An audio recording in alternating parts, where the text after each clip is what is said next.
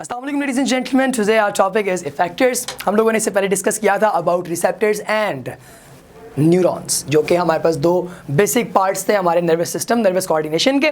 और अब हम लोग डिस्कस करेंगे अबाउट इफेक्टर्स के। इफेक्टर्स आपकी बॉडी के वो वाले पार्ट्स हैं जो कि बेसिकली आपके ब्रेन से इन्फॉर्मेशन लेते हैं और उसे आउटर आपका जो एनवायरनमेंट है वहाँ पे रिसेप्ट करते हैं। आउटर एनवायरनमेंट के ऊपर जो है उसे एम्फेसाइज करवाते हैं। अगर उसने कोई रिस्पॉन्स देना है तो आपके इफेक्टर्स के जरिए देते हैं। फॉर एग्जाम्पल आपके हाथ, आपके पाँव, ज़बान, ये तमाम आपके इफेक्टर्स हैं। अब हमारी जो इफेक्टर्स हैं इसके केस में हमारे पास एक इंपॉर्टेंट फंक्शन आता है जिसको हम लोग नाम देते हैं रिफ्लेक्स एक्शन। अब रिफ्लेक्स एक्शन क्या है? रिफ्लेक्स एक्शन जो है उसका नाम आप लोगों को बता रहा है कि रिफ्लेक्स आपके पास ऐसा आपका एक्शन है आपकी बॉडी का जो कि आप लोग वॉलंटरीली नहीं कर रहे, बल्कि वो इनवॉलंटरी एक्शन आपका ब्रेन जो है वो उसको जज कर रहा है, उसको मॉनिटर कर रहा है और एकदम आपकी बॉडी जो है वो परफॉर्म करती है। मिसाल के तौर पे आपकी बॉडी के अंदर जो ब्रेन है, अब जो ब्रेन वाला जो पोर्शन है उसका दोनों साइड्स के साथ इंट्रैक्शन है, यानी कि आप लोगों के रिसेप्टर के साथ भी और आप लोगों के इफेक्टर्स के साथ भी। अब हमारे रिसेप्टर में अगर ऐसा हो जाए कि आपने अपना हाथ फॉर एग्जांपल रख दिया किसी गर्म चीज़ के ऊपर, तो आप उसे एकदम उठाएंगे।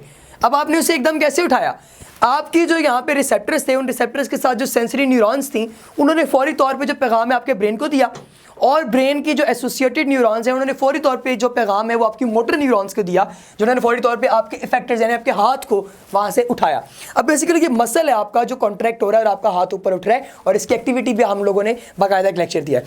सो अब ये हमारे पास एक रिफ्लेक्स आर्क है, रिफ्लेक्स एक्शन है, जो कि हमारे पास एक पूरा केमिकल प्रोसीजर है जो कि आपकी बॉडी के अंदर मूवमेंट शो करवाता है, और ये होता है due to your effectors, receptors और न्यूरॉन्स के जरिए। सो ये हमारे पास एक रिफ्लेक्स एक्शन। अब इसके बाद एक हमारे पास और टॉपिक आता है, इसका सब टॉपिक जिसको हम लोग नाम देते हैं नर्व इम्पल्स का। नर्व इम्पल्स बेसिकली हमारे पास क्या है इसके ऊपर हम लोग डिस्कशन करेंगे। नर्व इम्पल्स, अब इसका नाम आपको बता रहा है कि it is basically a series of electrochemical changes जो कि आपकी पूरी न्यूरॉन की जो लेंथ है उसके ऊपर थ्रू आउट जो है वो मूव करती हैं। और इसके अंदर हमारे पास जो है वो दो तीन चीज़ें ऐसी हैं जो आप लोगों को पता होनी चाहिए। वो ये कि जो आपके पास इलेक्ट्रोकेमिकल चेंजेस आ रही हैं बेसिकली ये ड्यू टू स्पेसिफिक चार्ज जो कि आपकी न्यूरॉन के ऊपर मौजूद होता है उसकी वजह से आती हैं, और जो एक्सटर्नल इम्पल्सेस आ रहे हैं जो कि इस नॉर्मल चार्ज को डिस्टर्ब कर रहे हैं उसकी वजह से ये चेंजेस जो है वो प्रोड्यूस होती हैं। सो नर्व इम्पल्स में हमारे पास दो चीज़ें आप लोगों ने सबसे पहले याद रखनी है। एक कि हमारे पास एक मेम्ब्रेन का पोटेंशियल होता है, मेम्ब्रेन पोटेंशियल। अब जो मेम्ब्रेन पोटेंशियल है बेसिकली ये वो चार्ज है जो किसी मेम्ब्रेन के ऊपर मौजूद होता है। कि दो तरह का होता है, एक हमारे पास है रेस्टिंग मेम्ब्रेन पोटेंशियल और एक हमारे पास होता है एक्टिव मेम्ब्रेन पोटेंशियल। हम लोग पहले बात करेंगे अबाउट रेस्टिंग मेम्ब्रेन पोटेंशियल की। ये जो रेस्टिंग मेम्ब्रेन पोटेंशियल है ये किन किन चीज़ों के ऊपर बेस करता है। So according to our book जो हमारे पास ये जो रेस्टिंग मेम्ब्रेन पोटेंशियल है इसका पहला जो रीज़न है जो एग्जिस्ट करता है that is sodium and potassium ions. Sodium और पोटाशियम आयंस जो हैं ये आपकी बॉडी की न्यूरॉन्स के अंदर जो है वो प्रेजेंट होती हैं। ये किस तरीके से प्रेजेंट होती हैं? हमारे जो सोडियम आयंस हैं ये आपके सेल के आउटर साइड पे ज़्यादा प्रेजेंट है as compare to inner side. Same is the case with potassium. Potassium के जो आयंस हैं ये भी बाहर जो है जितने मौजूद हैं उसकी निस्बत अंदर ज़्यादा मौजूद है। इसका मतलब ये हुआ कि आपकी जो न्यूरॉन है उसका आउटर यानी कि उसका जो आउटर रीजन है दैट इज़ पॉजिटिव, और जो इनर रीजन है वो inner region is more negative. एक हमारे पास रीज़न है सोडियम और पोटाशियम आयंस की। दूसरी जो रीज़न हमारे पास आती है that is negative organic compounds. Negative organic compound like कुछ प्रोटीन्स जिनके ऊपर पार्शियल नेगेटिव चार्ज है, कुछ हमारे पास ऐसे ऑर्गेनिक मैक्रोमोलिक्यूल्स जिनके ऊपर नेगेटिव चार्ज है, वो अंदर ज़्यादा पाए जाते हैं किसी न्यूरॉन के एज कम्पेयर टू आउटसाइड। इसका मतलब ये हुआ कि उसके अंदर जो चार्ज है वो मोर नेगेटिव है और उसके आउटसाइड जो चार्ज है वो मोर पॉजिटिव है। इसके अलावा लीकेज है हमारे पास, लीकेज ऑफ पोटाशियम आयंस। हमारी जो मेम्ब्रेन है, जो मेम्ब्रेन है बेसिकली आपकी इस न्यूरॉन्स की, वो बाकी चीज़ों के लिहाज से सिर्फ एक चीज़ ऐसी है, सिर्फ एक आयन ऐसा है जिसको वो पास होने देती है, सेमी परमिएबल मेम्ब्रेन। वो हमारे पास जो आयन है दैट इज पोटेशियम। सो ये लगातार लीक होता रहता है फ्रॉम इनसाइड टू आउटसाइड। इसका मतलब बाहर जो चार्ज है वो पॉजिटिव होता जा रहा है और जो अंदर चार्ज है वो अल्टीमेटली क्या हो रहा है, नेगेटिव हो रहा है। चौथा जो रीज़न है वो हमारे पास है no conduction of nerve impulse, जब नर्व इम्पल्स की कोई कंडक्शन ही नहीं हो रही तो उससे फिर क्या होगा, अल्टीमेटली आपका जो चार्ज है वो चार्ज जो है वो रिवर्स ही नहीं होगा, और बिल्कुल जो पार्ट का पॉजिटिव है वो मेंटेन रहेगा और अंदर का नेगेटिव मेंटेन रहेगा। ये डेकोरम जो है यहाँ पे फॉलो किया जाएगा। अच्छा, इसके अलावा एक और इंपॉर्टेंट चीज़ हम लोगों ने जो डिस्कस करनी है, दैट इज कि जब ये तो हो गया रेस्टिंग मेम्ब्रेन का पोटेंशियल, जब एक्टिव होगा तब क्या होगा। एक्टिव होने के लिए हमारी इस मेम्ब्रेन पोटेंशियल के अंदर जो है वो इनिशिएशन होनी पड़ेगी पॉजिटिविटी की। अब वो इनिशिएशन का हमारे पास टॉपिक एक अलग है, तो हम लोग देख लेते हैं कि उसमें क्या हो रहा है।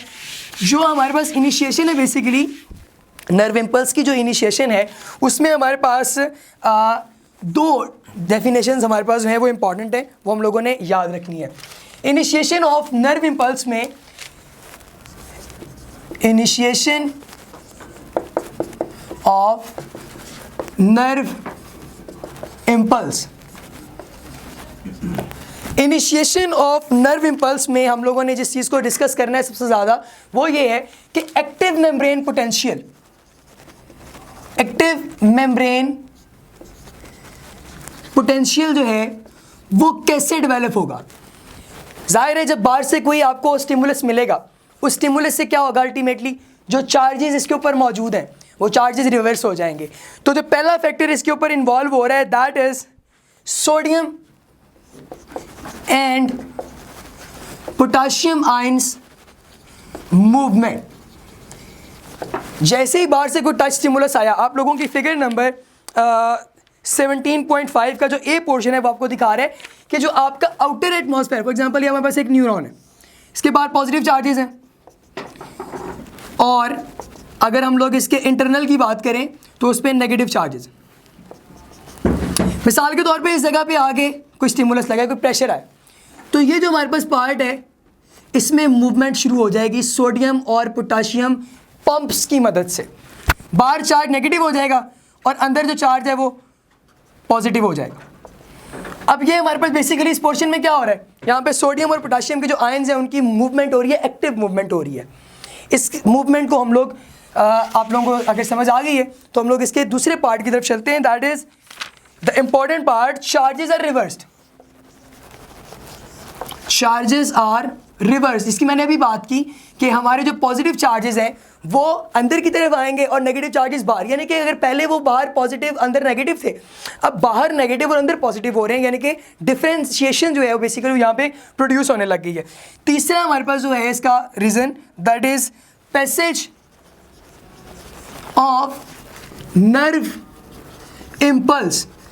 अब यहाँ पे नर्व इम्पल्स जो है वो जनरेट हो रही है, और जो नर्व इम्पल्स है उसके पैसेज की जनरेशन की वजह से जो है यहाँ पे अब आपके पास जो चार्जेस हैं वो भी रिवर्स हो गए, और मेम्ब्रेन का जो पोटेंशियल है वो भी क्या हो गया, डिफरेंट हो गया।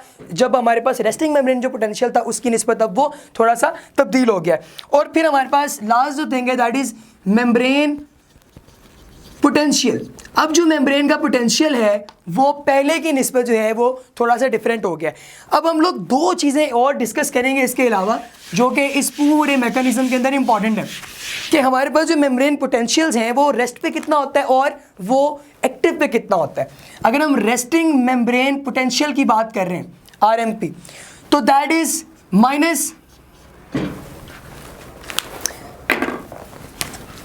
-70 मिलीवॉल्ट, और अगर हम बात कर रहे हैं एक्टिव मेम्ब्रेन पोटेंशियल की तो दैट इज +50 मिलीवॉल्ट। अब ये हमारे पास हैं, ये मेम्ब्रेन पोटेंशियल्स हैं एक्टिव और पैसिव। इसके अलावा जो आपकी इम्पल्स है वो बाज़ दफ़ा तो चलती है नॉर्मल रीजन पे, लेकिन अगर वो नॉट टू नॉट जंप कर रही है किसी न्यूरॉन पे तो इस तरह की हम लोग जो इम्पल्स है उसको हम लोग नाम देते हैं साल्टेटरी इम्पल्स। और जो साल्टेटरी इम्पल्स है इसकी जो रफ्तार है वो नॉर्मल जो हमारे पास है इम्पल्स उससे 20 गुना जो है वो ज़्यादा होती है। अच्छा, अब इसमें एक और इम्पॉर्टेंट चीज़ जो येलो बॉक्स है वो आप लोगों ने डिस्कस करना है कि जो नॉर्मल स्पीड है नर्व इम्पल्स की वो 100 मीटर होती है।